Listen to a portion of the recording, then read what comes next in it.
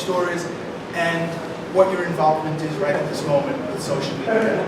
My name's Bob Prestidge, and my wife and I have a small cookware store called the Concord Shop in Concord, Massachusetts. We've owned the store for 6 years. We're involved. We don't do a lot of advertising. And the best advertising we found is kind of the free advertising that social media provides. And that's been our main focus, mainly with Facebook, Twitter, and more recently an email newsletter via constant contact. Hi, my name is Dana Davidoff, and I have a store called Relish and Dash in Thomasville, Georgia. We are a kitchen store and a specialty running store, all under one roof. Our means of getting the word out, as far as social media, we do a lot of Facebook, but primarily my most successful, bar none, are our newsletters. We do Twitter and Pinterest, and my feeling is if we throw enough of that stuff up against the wall, something's bound to stick. My name is Ducky Miller. I have a 20,000 square foot gourmet store and cooking school in Minneapolis. We do, from a promotional standpoint, we do an awful lot of events. So we do a lot of event-based marketing. We rely heavily on social media to get out the concept of the events that we're doing. My name is Karen Chandler, and I own a store in McKinney, Texas called Kitchenwares on the Square. And we use all forms of social media. We use, of course, Facebook, Pinterest.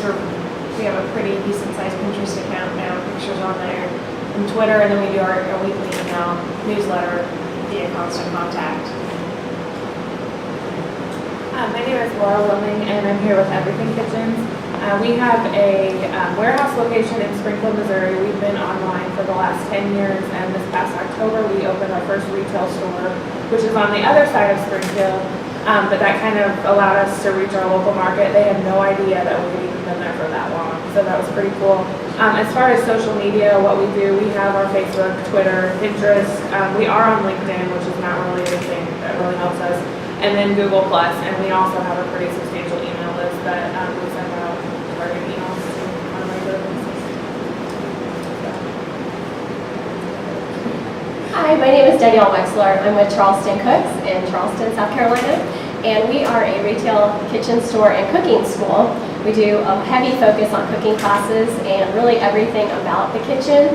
We don't really do a lot of tabletop items because we're really actually part of a larger company called Maverick Southern Kitchens that has restaurants in the Charleston area as well. So that's what we really focus on, is food and cooking. And so that's what we really try and relate to our customers about through social media. We do Facebook and we do e-newsletters, and we definitely are dabbling in Pinterest right now as well to see how that's going to work for us. Facebook seems to be one of the real common denominators, and that seems to be the, at the moment, primary vehicle that most people use. I'd like to talk a little bit about how you use it and what you set up as your goals. Yeah, because Facebook has really been the core of what we're doing, and again, is what we've really found has been successful for us. And what we really have tried to do is to not make it quite so like we're doing a sales pitch. You know, I think that's the hard thing for small businesses, is to figure out how to walk a fine line between promoting your business, and in our case, we're really trying to build a brand. You'll find that we give little tips and tricks and fun little facts. Like yesterday, we posted about raspberries and about how raspberries became red. You know, just some fun little interesting little tidbit there. So we try to provide a little bit more value there so that people are really interested in what we're talking about on the Facebook page, but that we're not actually really just doing, hey, come in for, you know, our $9.99 barbecue sock mop, you know. We try to engage our customers by asking questions and posting polls, and we have another thing that we started doing. I've been doing like a scavenger hunt where we'll post like a zoomed in picture of a product on our site and ask customers if they can figure out what that is and try to go and find it. So the thing is with getting them engaged, if someone likes something or comments on something, it shows up to their friends that they did that, and then their friends come to our page. So trying to actually get people to participate is what we try to do. Another thing that we are focusing on is trying to acquire more fans. So we have done giveaways, and that has been really successful. We get some of our vendors to send products in, and we run promotions and giveaways, and allow people to come and like us on our site, fill out a form, and then they're entered to win. So that's been very successful. As well as Facebook for us is to trying to get people engaged in our site, because I think you do get more responses that way. We do a lot of polls, we do like customer recipe contests. We had Curtis Stone at our store, and that was huge. We posted everyone's picture there, and from just that event alone, we gained about 300 more fans, which was kind of big, about 2 days. Yeah, because it really is just about getting them to feedback. So it is the questions, the polls, what did you see about, what do you think about this idea? We've also added in tabs on our Facebook page. So we've got a monthly photo contest. So what they don't want to have people do is have too much effort to submit something to us. So we're just asking for like a photo of something cool that they made, following up on kind of the concept of interest from having it come back to us. So it's just more of a instantaneous feedback to us. And then from that, like we have there'll be like a monthly drawing, and then we'll ask them for the recipe if they have it, but they don't have to submit it. Then we'll post that to our recipe feed. So, and we have a recipe feed. So pretty much that's about it. That's different than anything else anyone's commented on so far.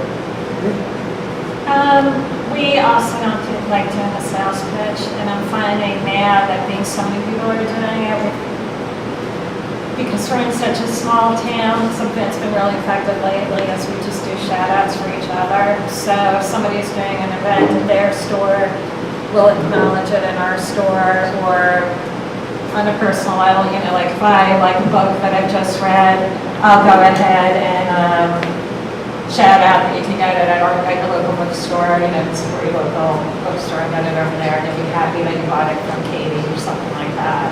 And then I just do goofy stuff on it, like, come in and do the hokey pokey for me and I'll give you a kiss, or, something like that. I mean, I try not to ever do, come in and buy something.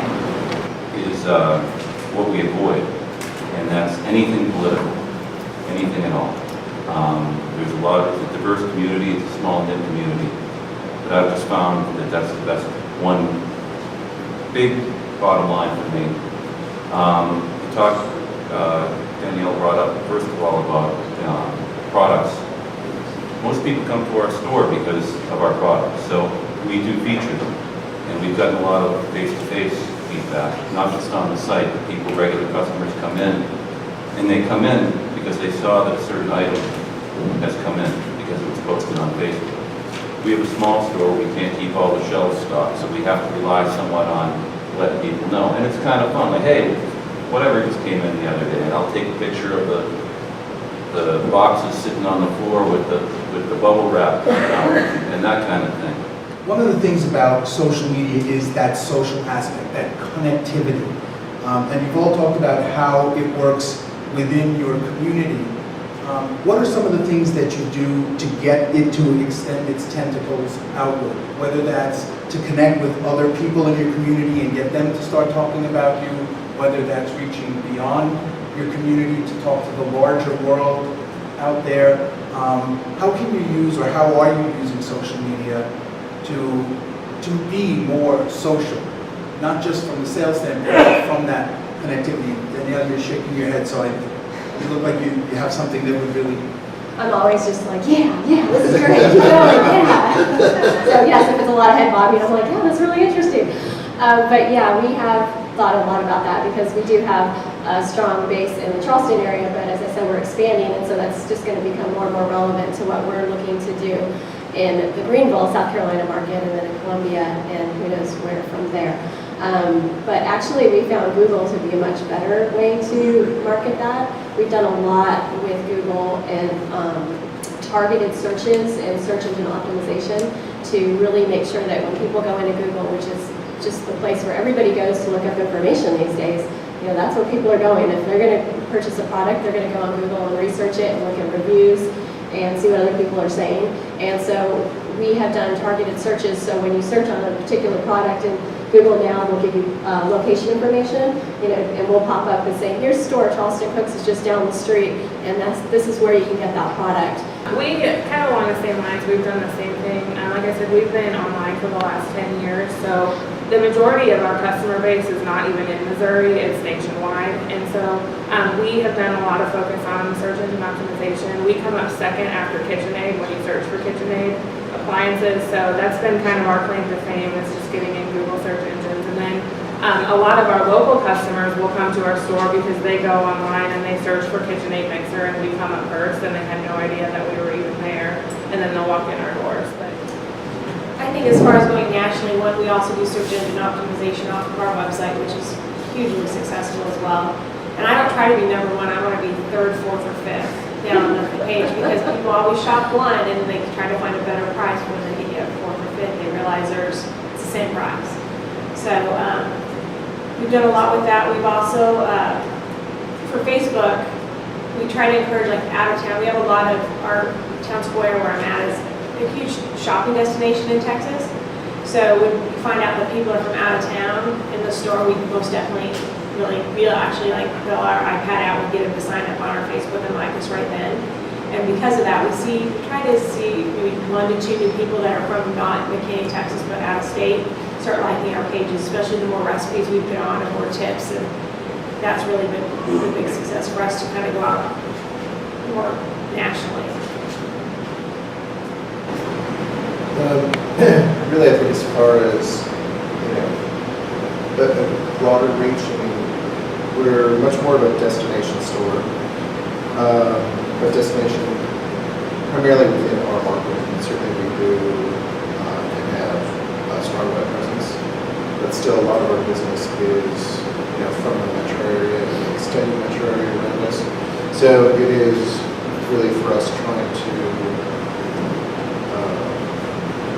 connect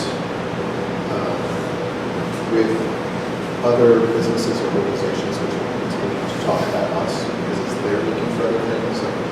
Our reach is trying to, in a sense, get them to talk about us so that, like, when they're looking for content or something to send out, like, they're picking us up because they don't have all the material. So it's really putting some effort into finding, in a sense, good partnerships or good people to feed to that will continue to feed and pass you up to their customer base. So it's really trying to piggyback on them. One thing that I'm a stickler about is trying to make sure that our vendors have our information on their websites. So when a customer goes to that specific website and they're looking for someplace local than us, it's particularly effective with the running end of the store. And as far as reaching out in the community, it's not necessarily a social media thing, but we have a van, like an old step van, that we had a local artist paint for us. So we go out to events in our step van, and of course then everybody goes to our website or goes to our Facebook page from there. So that's been really successful. We're so small, I don't even think about trying to go appeal nationally. Right. I don't. My use of social media mainly is to maintain and inform our customer base and hopefully expand it somewhat more east towards Boston, pick up more of southern New Hampshire, perhaps in the western part of the state, down into Connecticut, Rhode Island. One of the themes that I kind of keep hearing coming up in different ways is getting people talking about it, right? I mean, you mentioned Curtis Stone, you talked about the band. I mean, it seems to me that Facebook, the real key is getting people to talk about it, getting people's attention. And Facebook is very good in terms of letting you know what you put up that hit well and what didn't. So just kind of quickly, if we can kind of, what are the things that have been most successful for you in getting people to talk about your stores? Like I said before, the most successful thing for us has been giving product away, which obviously does not contribute to revenue, but it has been very successful running giveaways on the site and allowing people to come in and enter to win.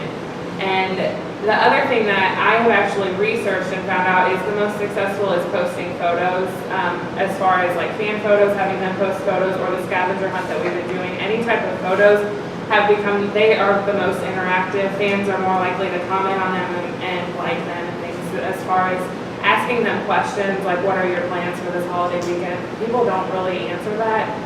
It's not that it's not important. What I found, like as a consumer myself, the companies that I follow on Facebook, I may not interact with them, but I'm still seeing the things that they're posting, and they're still in front of me. Absolutely. I mean, I think just to play on that a little bit more is no matter what you're doing, you got to keep doing it. Right. And updating frequently. I mean, I think that's probably the single biggest point out of any of this is that no matter what you're doing in the social media world, pick whatever you're going to do, but do it and keep updating it all the time. I wholeheartedly agree. Consistency is the biggest thing.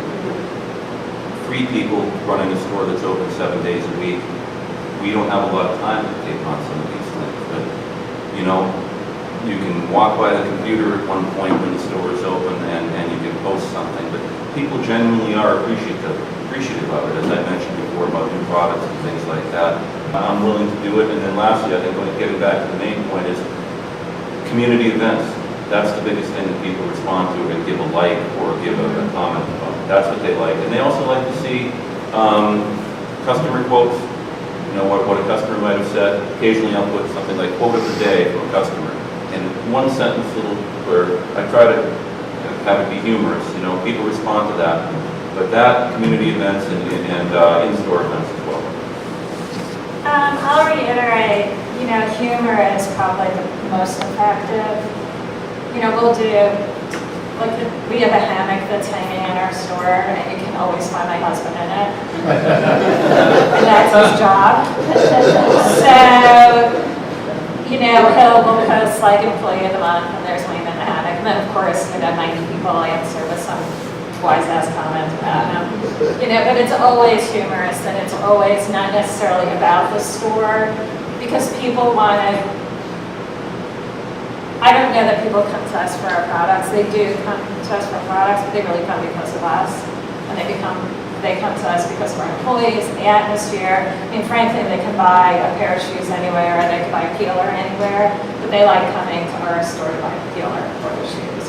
So it's just having fun with them all the time. What works for you? Really, I think it gets back to the photos that were talking about earlier. Because I think people are very visual. They don't necessarily have to put a ton of time into thought about sending you something or replying. Like, you do get some feedback that way. But really, how many times you see someone take a photo and say, oh my gosh, did you see this? So it's that photo, it's that funny thing. It's, just whether it's a good product or getting some engagement. The photo seems to be the fastest thing for people to respond to. Just to reiterate what Laura said too, it's pictures of other people too, and of themselves, and of people doing things or having fun or at an event, or it's just that kind of, it's the people part of it too that I think is so important.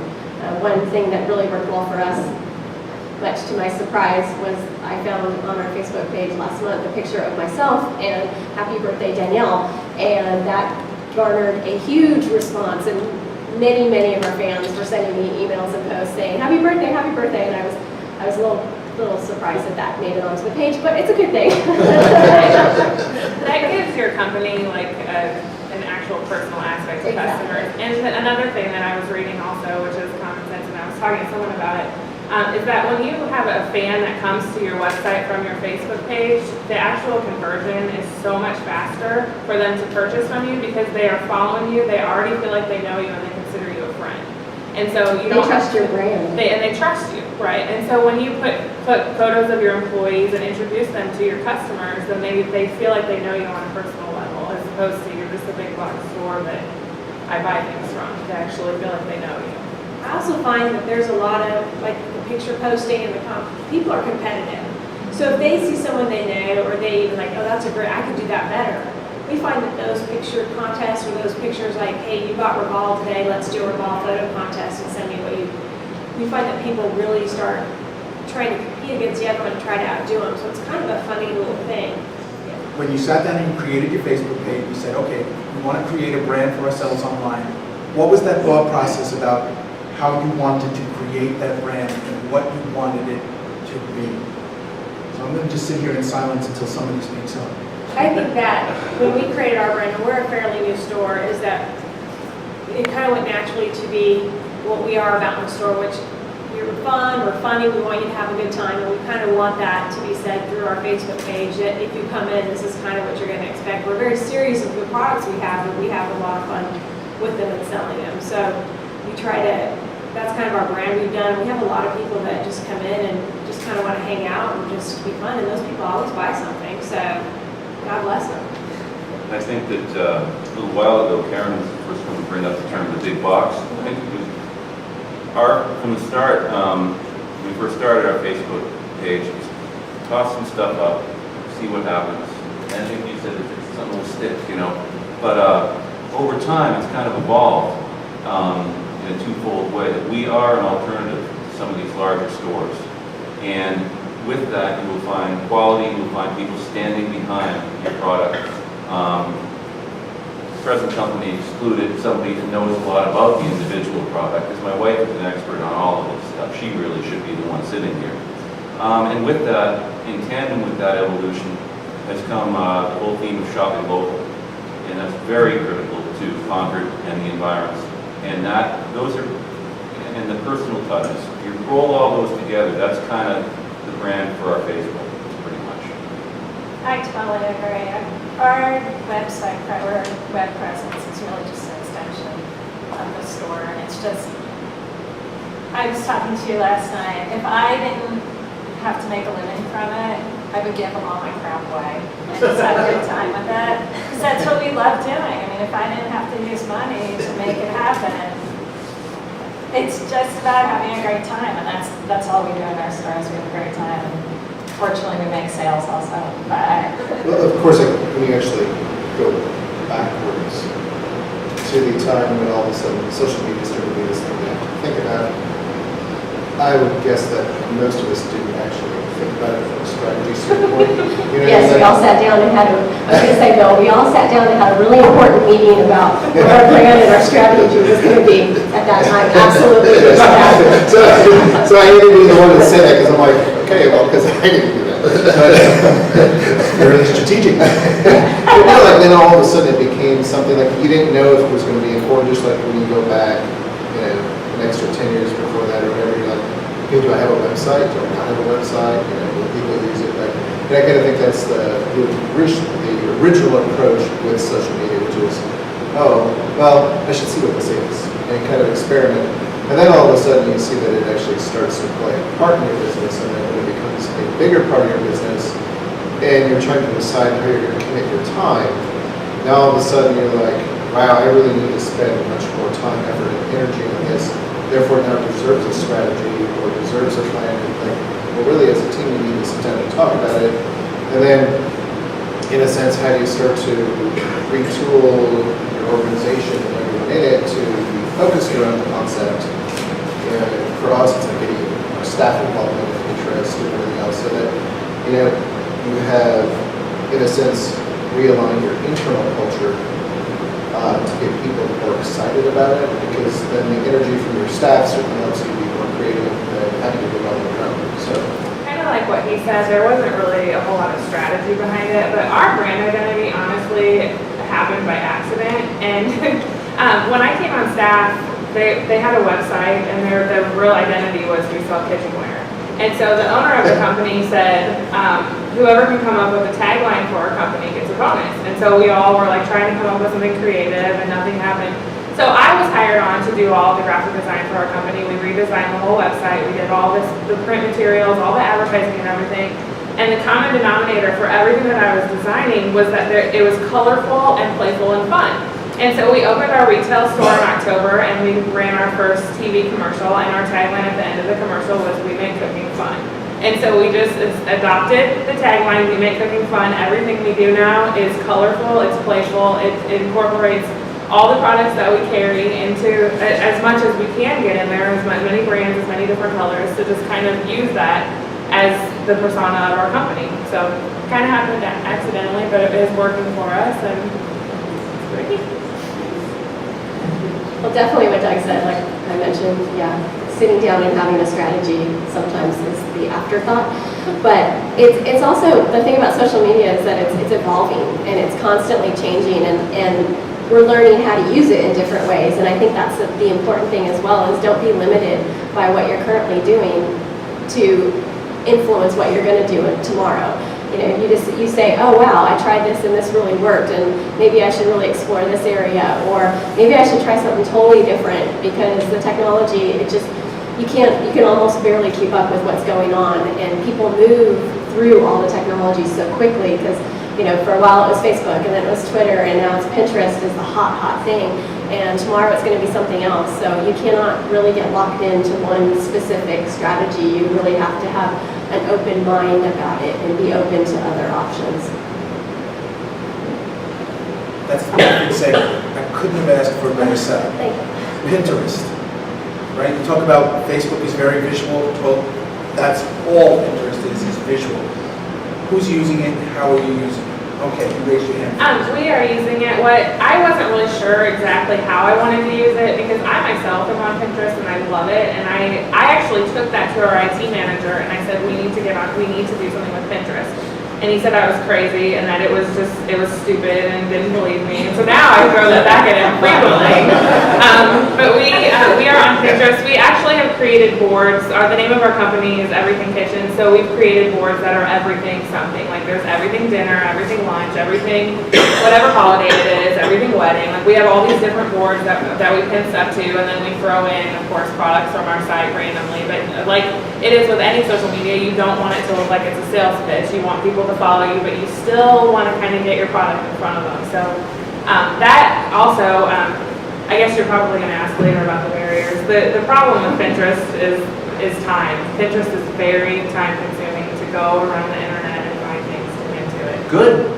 It Let's sucks. have a Once benefit in you- the store too, but I just can't, I'm too spread thin on what I'm doing. Once you sit down to Pinterest, it sucks you in. I'm Once you afraid can't of get away that. from it. That's what I'm afraid of. All right, this is your setup. Tell us about how you handle Pinterest. So Pinterest is good, like I don't have time and I will get sucked in and then my whole day is shot. So what I do is I have an 11-year-old daughter, which she can probably do more things on the computer than I do. She is a Pinterest fan, loves Pinterest. So she runs our Pinterest site for us, and she creates boards and she does pictures and she's done photo contests, put stuff on there. She's really good at what she does. She links everything back to our website, so what products she's using. She puts the product link back in there, so if you clicked on it, you can go. We've created probably a lot of conversions onto our website and sales. And she'll pick something, she's like, hey mom, I know I've been in the store all week and I noticed this product, isn't selling well, so I'm gonna do some Pinterest stuff on it. Or, oh, you got this new great item in, I think I'm gonna do that. So she's really picked up with it, ran with it. There's some items that may not be on the website yet, but we have a search list. You need to add that because I'm gonna do Pinterest on it today. There's a whole bunch of marks. So she'll get recipes that use our product in there. She does a really great job.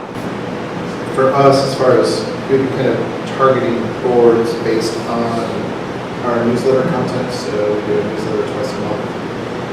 We take the content from that and turn it into boards, so that, or as there's a couple of in-store features, because we have TV display markers from our store too, so those messages are always changing. So it's got the Pinterest themes or whatever, some of the pages that are coming up, so it gives people ideas of how I go check out the Pinterest pages. So. We are actually we're switching to e-commerce providers at the end of this year, or before fourth quarter we're moving, and we're actually adding pins to our products so that people can pin directly from our site. That's another thing to the IT manager who told me that it was dumb. Whether it's Facebook, whether it's Pinterest, whether it's Google+, how are you measuring the return on investment, and what do you consider to be an acceptable result for the amount of effort? Because everybody has talked about how much time it takes, how much effort it takes. What is an acceptable return? What do you want out of it? Well, I think I've kind of summed it up before. We're so small that I can see the tangible results in front of me. I don't always, and again, going back to Laura's point, we know there's people, even though they're not interacting and liking every comment there, we know that people are seeing it and sharing it. I don't know if I trust all the statistics on Facebook that they provide you with. I don't know if I understand them all, to be honest with you. And I don't take the time to really understand them all, to be honest. But we can see people come in and tell us, hey, I like this, I like that. they'll come in with a coupon that's put on the newsletter. The newsletter we've only had going for 3 months now. Occasionally put on a coupon or something. We do other little promotions via Facebook and all too. But that's the way we measure. We can see it. We don't use actuarial tables. We don't use charts of any kind. It's the one-on-one type of thing that we see. The comments left there on Facebook, or seeing somebody buy something, saying they saw it, or people just coming in and talking to us about what they see. Pretty simple for us. I totally agree. I think that the most critical part about it is just getting your name out in front of the customers over and over and over and over again. And I don't know that you can put a value on any one thing, and it's just a combination of everything. And it's just, people forget. And you just have to remind them that you're there and you've got what they want or got what they need, and just reminding them over and over again that you're out there. And I'd say, like, when you take a look back to,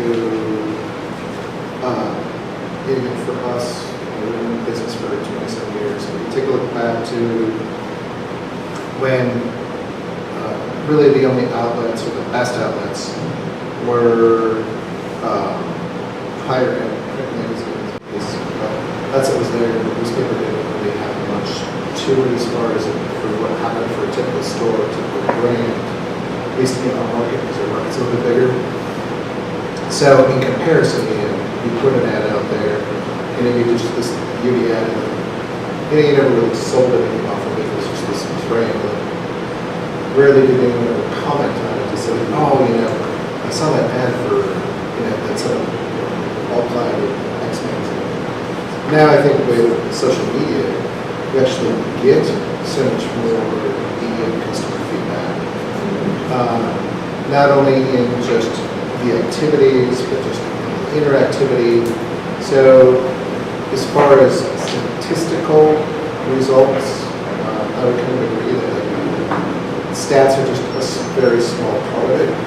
The actual feedback from customers, the people coming in your store and commenting on the things that you're doing, whether you're talking about things, the approaches you have, that's the part that's telling you that you are making connections. And I think that those connections are much more valuable than the traditional print that we used 10 years ago. To reiterate again, it's about getting my brand out there in front of people. New stores, so word of mouth is everything. And we see people who will come in, we'll talk to a lot of people. It's just a small store, it's just a few employees. We ask them, where did you see this? Where did you find out? A lot of them will say, oh, we saw you on Facebook, or so-and-so told us about you, and I think that's probably the biggest thing. I can see on our website, if I really delve into it, which I don't have a lot of time, I can see where other people are linking into from, whether it's Google or whether they found us on Pinterest and are coming back in, or Facebook coming in. So, but I haven't really had the time to certainly search that. I can kind of see if we have a pretty successful post on either whether it's Pinterest or Facebook. That particular item will see sometimes a boost in sales.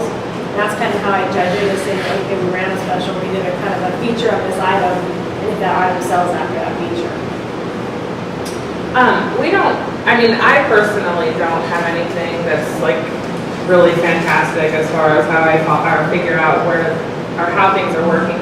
We do use Google Analytics, which tells us where people are coming from, and we do get a lot of people to come to our site from Facebook.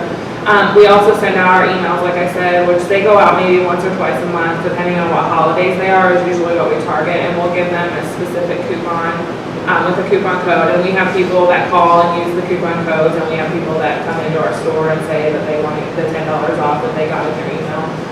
So we get a response from that. And then also the program that we use to send out our emails is MailChimp, and they will show me, like, it's an HTML coded email, and I cut it all into pieces, and it shows me exactly what people click on. So I can see where they're coming from as far as that is concerned. It's been working, and so I don't really have any like exact numbers as far as, it's working, so it's fine, and we continue to do it. So kind of how analytical I am. Well, I love the Google Analytics part of it myself. I love to delve into it and look at it. And you can really track and see where people are coming from, but more importantly, you can translate that into direct sales. Just kind of reiterate what Doug was saying, and more expanding on what they pointed out, is that you put a traditional print ad in a newspaper or magazine, which nowadays is very, very expensive. You know, we're talking thousands of dollars for a tiny little ad in a print magazine, and you put it out there and you don't know if anyone's even looked at it, and you can't, it's really hard unless you put some kind of, yeah, we actually tried to do a QR code in a magazine once, and I think we had 3 people come in and show us the QR code, and this is a magazine that goes out to tens of thousands of people in the Southeast region, and so it's really hard to measure that, but right, with Google Analytics, you can see exactly who went through your store, what pages they went to, what things they clicked on, who actually bought something based on that. You can see the direct conversion of that. And same thing with the e-newsletter. You can see how many people opened it up. I know I sent out an e-newsletter to 10,000 people and I had a 50% open rate. That's really huge. At least I know that they're opening up the email. I know that they're reading the content, or at least looking at it in some form and getting the brand out there.